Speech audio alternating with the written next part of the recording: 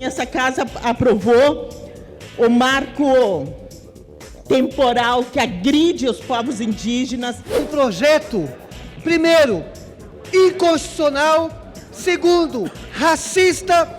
O 490 pretende matar a mulher mais velha da humanidade, que é a terra.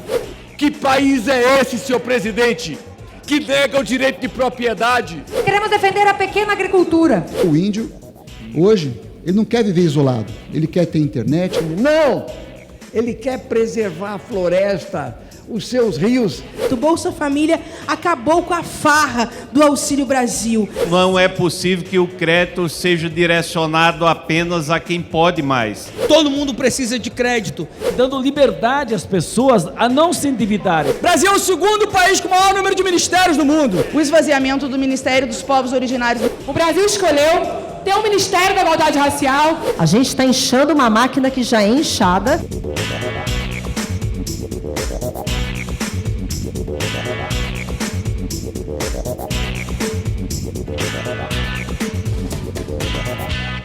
A semana começou agitada no plenário Ulisses Guimarães, com a aprovação pela Câmara do projeto de lei do marco temporal da demarcação de terras indígenas. O texto restringe a demarcação dessas terras àquelas já tradicionalmente ocupadas por povos originários em 5 de outubro de 1988, data de promulgação da Constituição Federal. O substitutivo do relator, deputado Arthur Oliveira Maia, do União da Bahia, prevê ainda proibição de ampliar terras indígenas já demarcadas, permissão para plantio de transgênicos em terras exploradas por povos indígenas e adequação às novas regras de processos de demarcação em curso. Em sessão marcada para a semana que vem, o Supremo Tribunal pode retomar uma ação sobre o tema do marco temporal, parâmetro utilizado pela Corte na demarcação da reserva Raposa Serra do Sol em 2008. Governo e oposição protagonizaram um debate acirrado em torno da proposta, que agora segue para o Senado. Eu, sinceramente, acho um risco o que está acontecendo aqui para a nossa democracia. Mas tenho uma certeza, que esse projeto, esse PL 490, é tão absurdo que, se passa hoje aqui, vai ser declarado inconstitucional pelo Supremo Tribunal Federal. Defendemos, o Congresso tem a prerrogativa de regulamentar o dispositivo da Constituição, que já há 35 anos pende de regulamentação, e um projeto que tramita há 16 anos nessa casa. Federação Pessoal Rede considera o marco temporal um retrocesso profundo em relação ao direito dos povos indígenas, considera uma decisão que vai na contramão do que é discutido hoje internacionalmente, da preservação ambiental e dos direitos dos povos originários. Após a Constituição, o Congresso tinha 5 anos para regulamentar o marco temporal e não fez. Depois, não adianta dizer que o Supremo está invadindo as nossas atribuições se aqui nós não fizermos o nosso papel de legislar. E o projeto, ele protege o país, leva segurança jurídica, protege os povos originários. Esse projeto é inconstitucional, ele é injurídico, ele não pode ter temporalidade, isso é um direito originário, não pode muito menos ser por PL, porque isso é uma cláusula pétrea da Constituição, jamais poderia ser tratado por lei ordinária. É mentira que essa lei estabelece o marco temporal. O que estabelece o marco temporal é a Constituição e a decisão do Supremo Tribunal Federal no julgamento da Raposa Serra do Sol. Esse projeto em nenhum momento estabelece o marco temporal, porque seria inconstitucional. O Supremo Tribunal Federal vai sim fazer uma definição fundamental para o nosso país e para o mundo, de que terra demarcada é terra do povo indígena e de que é necessário ampliar a demarcação dessas terras, e não o que diz o PL 490, que impossibilita demarcação de novas terras. Como é que, tendo 14% do território nacional, com 0,4% da população, querem ainda mais terras? Qual é a lógica? Qual é a matemática? O povo de São Paulo, com 0,3% da população do território, tem 46 milhões de habitantes. Eu fico muito impressionado que depois das imagens que nós vimos no início desse ano, do genocídio Yanomami, da fome da sua pior forma, a gente tenha como prioridade nesta casa em relação aos povos indígenas um projeto que vai dificultar a demarcação de terras, que vai dificultar os direitos desses povos indígenas, que vai dificultar a vida desses povos indígenas. O que a gente não pode é ter um país absolutamente vulnerável a um laudo antropológico de um funcionário da FUNAI para poder, de repente, fazer com que uma cidade possa virar uma nova reserva indígena. Agora, junta um pacote de maldades que, sim, infelizmente permite garimpo, mineração. São aqueles que, quando tem uma crise humanitária gravíssima, como a que nós vimos na terra Yanomami, dizem sentir muito, mas aproveitam para passar a boiada na Câmara dos Deputados. Que país é esse, senhor presidente, que nega o direito de propriedade?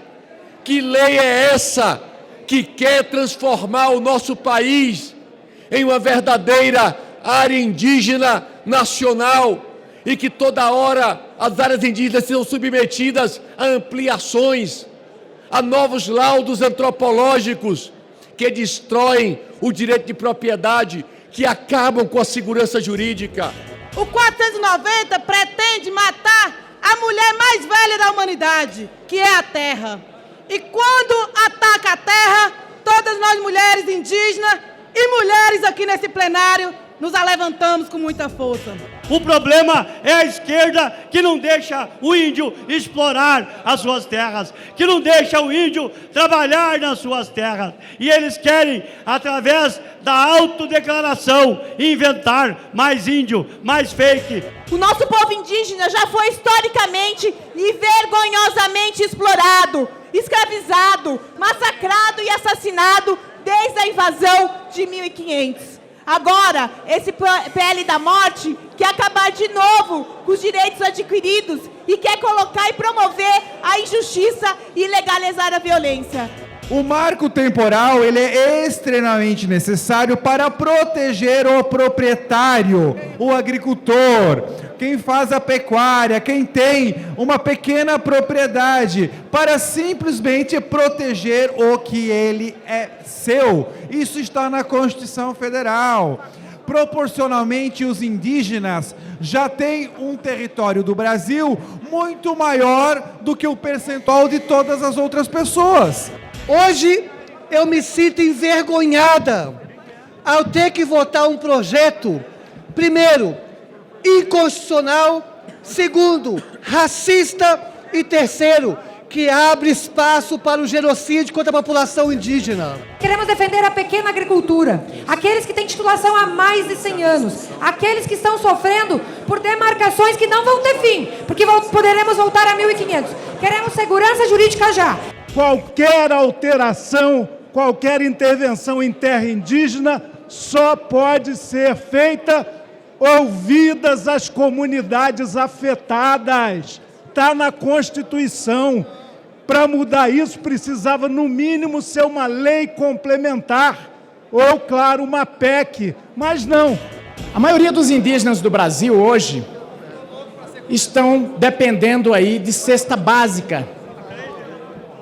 Vivem uma realidade, os que estão próximos da cidade, drogadição, alcoolismo, prostituição infantil. Sabe por quê? Porque, como foi dito aqui, eles não podem explorar as terras que estão dizendo aqui que querem dar para os indígenas. O marco temporal é uma tese bizarra que defende a alteração da política de demarcação de terras no Brasil. É uma tese que ameaça os territórios indígenas. É uma tese que ameaça populações e etnias isoladas no Brasil. É uma tese que fere princípios constitucionais. Índio não quer mais terra. Índio quer asfalto, água, luz, energia elétrica, celular e internet. O agronegócio, ele sustenta a economia, mas sustenta o alimento. Um prato, a cada 5 pratos no mundo é produzido. Enquanto o mundo fala em segurança alimentar, nós falamos aqui sobre segurança jurídica no campo. Sem segurança jurídica, é impossível a segurança alimentar para o mundo inteiro. Essa questão ela fez parte do programa de reconstrução apresentado pelo presidente Lula na disputa eleitoral. Foi um compromisso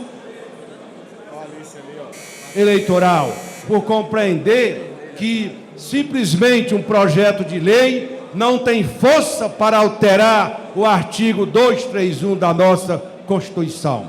É um risco grande, isso gera instabilidade. O Embrapa Territorial calculou que 7,8% do território nacional é destinado a lavouras no Brasil. Praticamente o dobro já tem de áreas demarcadas e eles querem incessantemente aumentar isso aí sem critério algum, levando violência ao campo. Esse projeto tem sim mancha de sangue, atualiza o espírito da colonização, da dizimação, do genocídio e do extermínio, além de ser uma aberração jurídica e absolutamente inconstitucional. Não é possível essa Câmara, esse plenário, não entender isso. O quanto que a população originária, a população indígena, foi massacrada no início da ocupação desse país, destruindo as matas, destruindo o meio ambiente, matando as pessoas. Já há uma área de praticamente 120 milhões de hectares para as áreas indígenas. E, portanto, não podemos criar conflito no campo, muito pelo contrário, criar condições seguras para a produção dos nossos agricultores. E o direito à propriedade. A esperança que eu tenho é que a Suprema Corte faça justiça, já que essa casa está legislando para um lado da sociedade só, que a Suprema Corte possa legislar, que não é a responsabilidade deles, para os povos indígenas, para o povo brasileiro, para aqueles e aquelas que são povos originários aqui no Brasil. Eu fico muito triste em observar um deputado subir à tribuna e pedir para a Suprema Corte interferir no Poder Legislativo, onde a função estabelecida pela Constituição Nacional, a nossa Constituição Federal, a Carta Magna do nosso país, deixa claro que esse parlamento é quem faz as leis. Ontem essa casa aprovou o marco temporal que agride os povos indígenas, que agride as comunidades tradicionais, e é um massacre, desde 1500, permanente, agora reeditado aqui em 2021 nessa casa.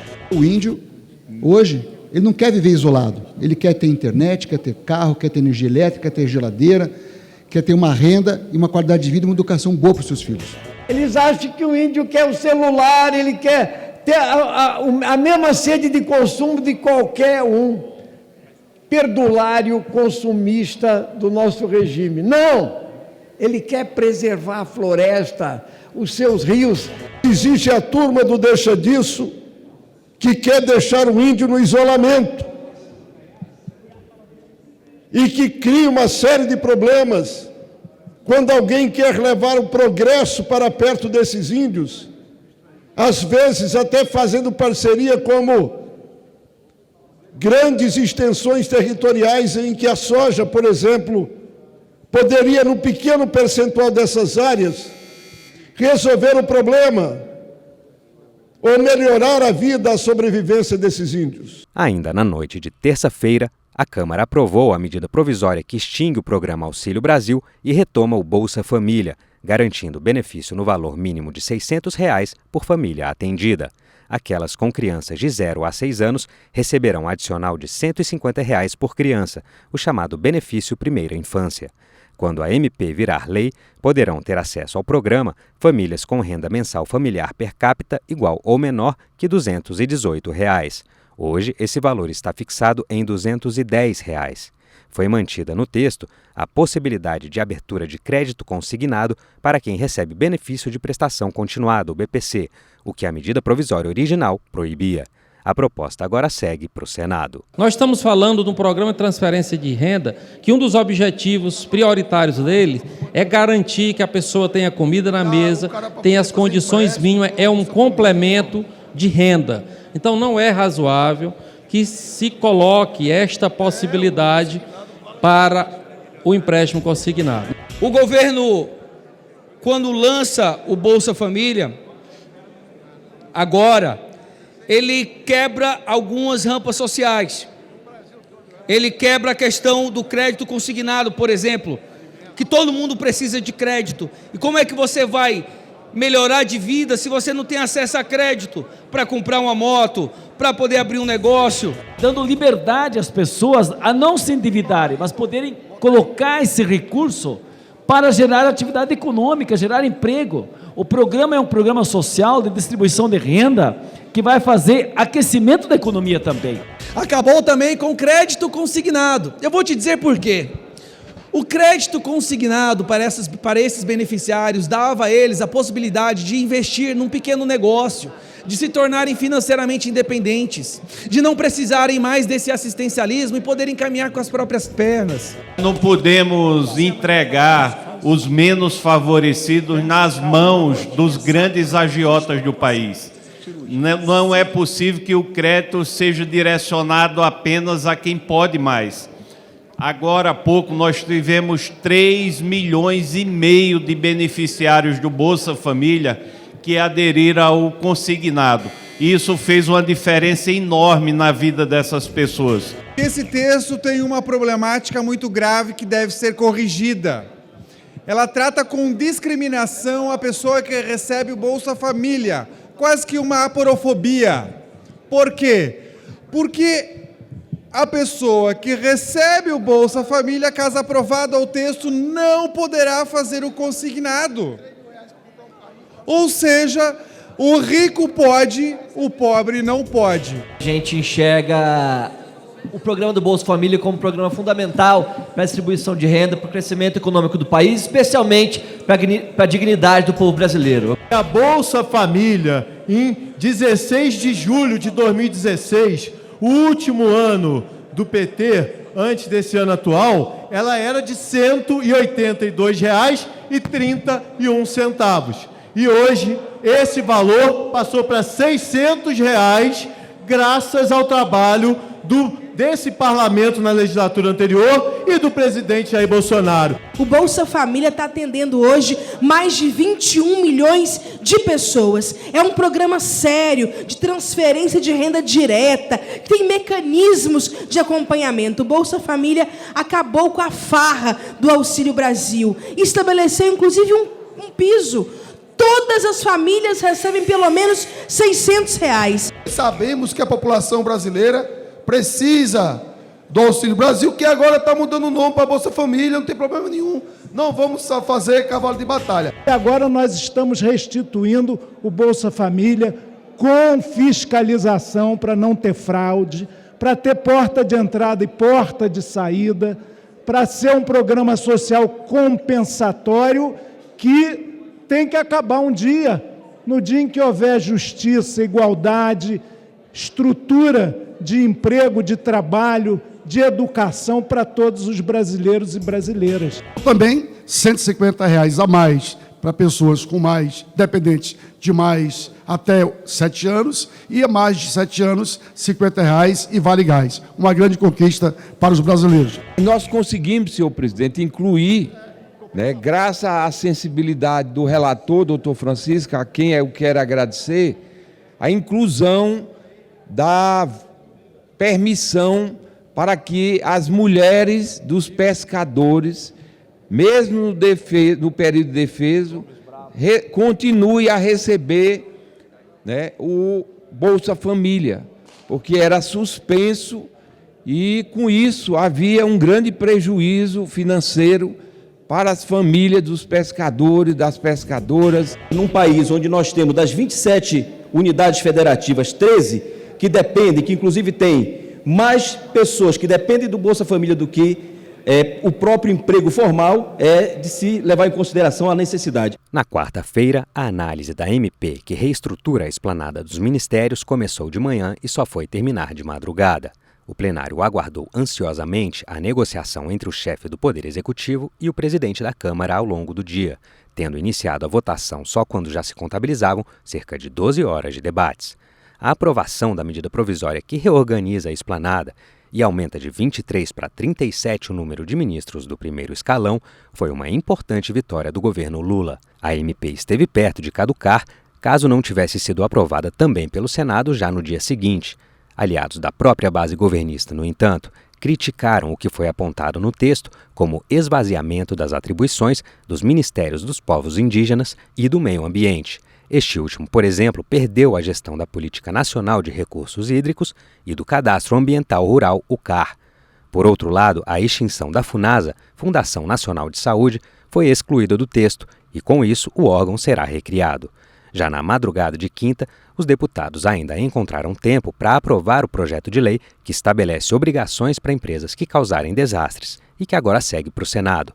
Já a MP que reestrutura a esplanada segue para a sanção presidencial. Hoje, nós vamos apreciar aqui uma medida provisória desse governo criminoso que criou 17 novos ministérios para que eles pudessem ser usados como negociação, para comprar presidente de partido, para comprar parlamentar, para decidir como que as pessoas aqui dentro vão votar.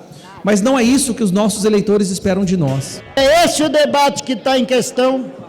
Se a Câmara dos Deputados vai ou não dar essa sinalização positiva mais uma vez, respeitando os resultados, ou seja, o resultado das eleições, e ao mesmo tempo dizendo que o governo que vence as eleições deve sim apresentar o seu programa de governo, mas deve apresentar a sua estrutura de governo. No mérito, 37 ministérios, isso é um abuso, deputado Osmar Terra.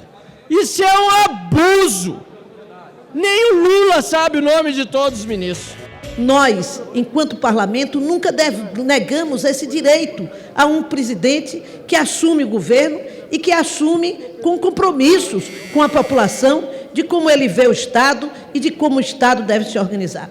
O parlamento brasileiro deve aos presidentes da República, no sistema em que nós estamos, presidencialista, esse tipo de apoio. Essa medida provisória deveria caducar. E deveria caducar porque não há votos para ser aprovada. A sessão foi chamada para as 9 horas da manhã, são quase 10 horas da noite, e o governo simplesmente não consegue se entender. Nós estamos votando essa matéria às 10 da noite, é porque o deputado Isnaldo Bulhões, incansavelmente, vem discutindo, sensibilizando, integrando, conversando com partidos de direita, de esquerda, de centro, para se dialogar e apresentar um texto confortável aqui. O Brasil é o segundo país com o maior número de ministérios do mundo. 37. Isso é um escárnio com a população. Ampliando de 23, que era do governo Bolsonaro, com eficiência econômica, eficiência administrativa, para 37, um aumento de 60% do número de ministérios. A minha bancada, com algumas exceções, disseram: o nosso coração, a nossa vontade, a unanimidade, todos. Não houve um que dissesse que queria votar a favor do governo, todos.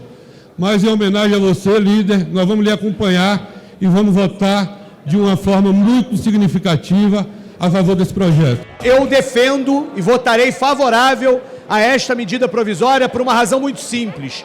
O governo legitimamente eleito com o voto de 60 milhões de brasileiros tem o direito de organizar os seus ministérios. Em todo momento, a ministra Marina Silva, a ministra Sônia Guajajara se colocaram à disposição do governo Lula para construir entendimentos e para evitar crise, para que houvesse governabilidade. E com isso chegamos a esse texto final, lamentando por não apresentar nossos destaques, mas compreendendo que é preciso se construir acordos para que essa matéria tramite e para que o presidente Lula possa governar. A oposição não está satisfeita porque sabe que é uma medida provisória, com excesso de gasto, são 2 bilhões em 4 anos que vai se gastar com essa medida provisória só para manter os ministérios. O ataque ao Ministério do Meio Ambiente com esvaziamento de muitas funções, assim como o esvaziamento do Ministério dos Povos Originários no que diz respeito à demarcação de terra indígena, não é por nós comemorado, ao contrário, é criticado. A vitória que vocês do governo PT estão tendo hoje é uma vitória de pirro. E vocês sabem muito bem do que eu estou falando. Vocês estão prometendo para setores deste parlamento coisas que vocês sabem que vocês não vão conseguir entregar. E quando vocês não conseguirem entregar, a oposição vai ter mais de 300 deputados. O Brasil escolheu recriar o Ministério da Cultura e ter uma ministra como Margareth Menezes. O Brasil escolheu ter um Ministério da Igualdade Racial e ter uma ministra como Niele Franco. Eu acho, até como professora de gestão, que o chefe do executivo tem que ter a liberdade de organizar os seus ministérios da maneira como achar conveniente, desde que tenha bom senso. Quando você sai de uma estrutura de 23 ministérios para quase 40, a gente está inchando uma máquina que já é inchada. É mentira esse discurso da gastança. A criação dos ministérios foi sem criar novos cargos. É impressionante como tem coragem de mentir. Só que foi colocado luz naquilo que tinha sido abandonado pelo governo anterior. As minorias, aqueles que precisam de atenção do governo. A utilização desarrazoada de inúmeros ministérios acaba por impor um inchaço na máquina pública, algo que impõe ao Brasil uma fragilidade econômica que o povo mais humilde pagará por esse preço. A Câmara dos Deputados cumpre a sua obrigação, mais uma vez, diante das grandes dificuldades, em preservar do contágio da insatisfação as matérias fundamentais e estruturais para esse país. Foi assim antes do governo começar, quando voltamos, ainda na outra legislatura, a PEC da transição. Foi assim há dias atrás, na votação do arcabouço fiscal, matéria fundamental para a retomada da economia brasileira. E agora, a história e a responsabilidade desse parlamento está em defesa da legitimidade, tendo o mesmo comportamento. A legitimidade que cada governo tem de reestruturar a sua esplanada. É um absurdo que, na tentativa de atacar uma população extremamente vulnerabilizada, como é a população LGBTQIA+ brasileira, também queiram se atacar pessoas idosas, crianças e adolescentes, pessoas com deficiências, populações em situação de rua e grupos sociais vulneráveis. Do artigo 28, quando fala de direitos humanos, está englobando toda a sociedade que tem direito aos direitos humanos. Então, a proposta apresentada pelo PL, ela visa alcançar todos os brasileiros, porque todos têm direito a direitos humanos. Direitos humanos são para toda a sociedade, mas a Constituição assegura que há grupos vulnerabilizados nesta sociedade que precisam ser considerados, respeitados na construção de políticas públicas. Portanto, quando você coloca um rol taxativo entre pessoas, LGBTs, surdos, enfim, você acaba excluindo os outros demais. Ou seja, é algo lógico, colocando-se direitos humanos, abarcam todos. Esse rol é exemplificativo, até porque ele dizia outras pessoas vulnerabilizadas. O texto é claro. O texto é claro, o rol não é taxativo, ele é exemplificativo de setores vulnerabilizados da sociedade que o Ministério dos Direitos Humanos vai cuidar. Presidente Arthur Lira, muito obrigado pelo seu gesto. O governo haverá de reconhecer o teu papel e o gesto que Vossa Excelência teve na condução para não permitir que essa matéria ela caducasse e ela fosse entregue nesse momento ao Senado Federal.